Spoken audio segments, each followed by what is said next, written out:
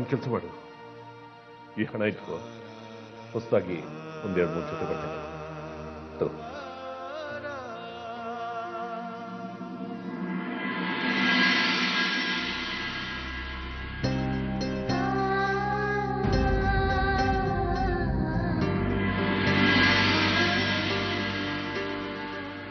ಯಾಕಮ್ಮ ನೀನು ಬಂದಿರೋದು ಹೊಸ್ತು, ನೀನು ನೋಡಿದ ತಕ್ಷಣ ನಾನು ದುಡ್ಡು ಕೊಡ್ತಾ ಇದ್ದೀನಿ ಅಂತ ಮುಜುಗರ ಆಗ್ತಾ ಇದೆಯಾ?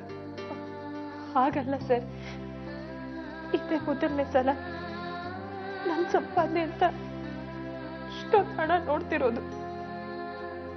ಅದಕ್ಕೆ ಸಂತೋಷ ತಡ್ಕೊಳ್ಳೋದಕ್ಕಾಗ್ತಾ ಇಲ್ಲ. ಕಾಂತಿ, ನಿನಗೆ ಮದುವೆ ಆಗಿದೆಯಾ?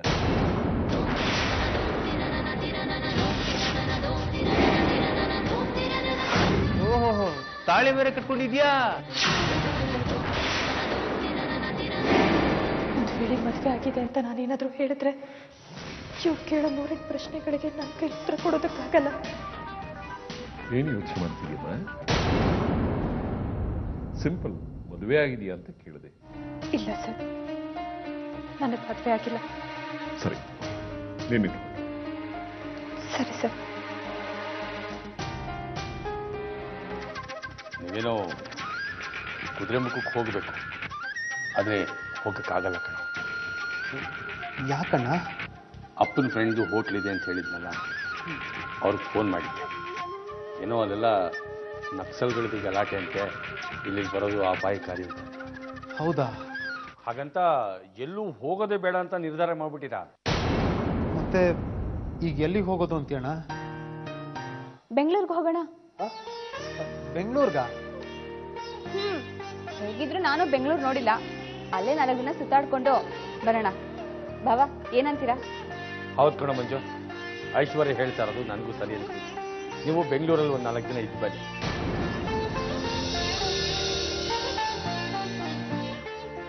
ಸರಿ. ಅಬ್ಬಾ, ನಾನು ಹೋಗಿ ಬಟ್ಟೆ ಪ್ಯಾಕ್ ಮಾಡ್ಕೊಳ್ತೀನಿ. ನಾಡಿದ್ದು ಬೆಂಗಳೂರಿಗೆ ಹೋಗೋಣ. ರೀ ಬನ್ರಿ, ನಿಮ್ಮ ಬಟ್ಟೆನ ಪ್ಯಾಕ್ ಮಾಡ್ಕೊ ಬನ್ನಿ. ಬನ್ನಿ.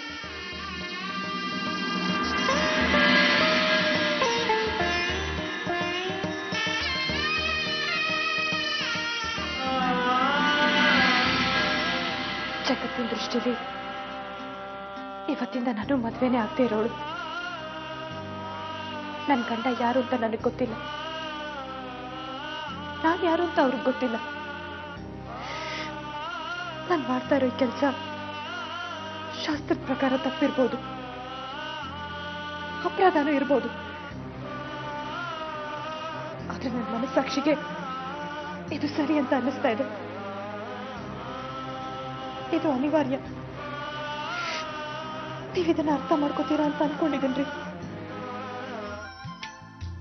ಮಂಜು, ನಾನು ನಿಮ್ಮನ್ನು ಬಸ್ ಸ್ಟಾಪ್ ವರ್ಗು ಬಿಡ್ತೀನಪ್ಪ. ಸೊಸೈಟಿಲಿ ಕೆಲಸ ಇದೆ, ಹೊಡೋದ ಕೆಲಸ ಇದ್ದಾನ? ಏನು ಮಾಡ್ತಿಲ್ಲ ತಾನೆ? ಹ್ಞೂ ಬಾವಾ, ಎಲ್ಲ ಎತ್ತಿಟ್ಕೊಂಡಿದೀವಿ. ಅಕ್ಕ ನಮ್ಗೆ ಕೋಡ್ಬಳೆ, ಉಪ್ಪಿನಕಾಯಿ, ಚಟ್ನಿ ಪುಡಿ ಎಲ್ಲ ಕೊಟ್ಟಿದ್ದಾರೆ. ಕೇಳಿಸ್ತೇನಪ್ಪ ಮಂಜುನಾಥ, ನಿನಗಲ್ಲೇ ಚಟ್ನಿ ಪುಡಿನೇ ಗಟ್ಟಿ.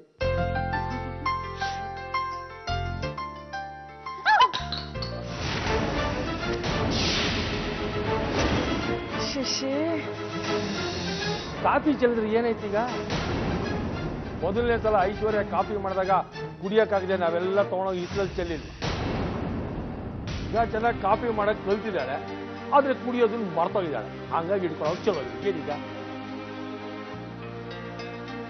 ಅಯ್ಯೋ, ನನ್ನ ಸೀರೆ ಎಲ್ಲ ಗಲೀಜಾಗೋಯ್ತು. ಒಂದ್ ನಿಮಿಷ.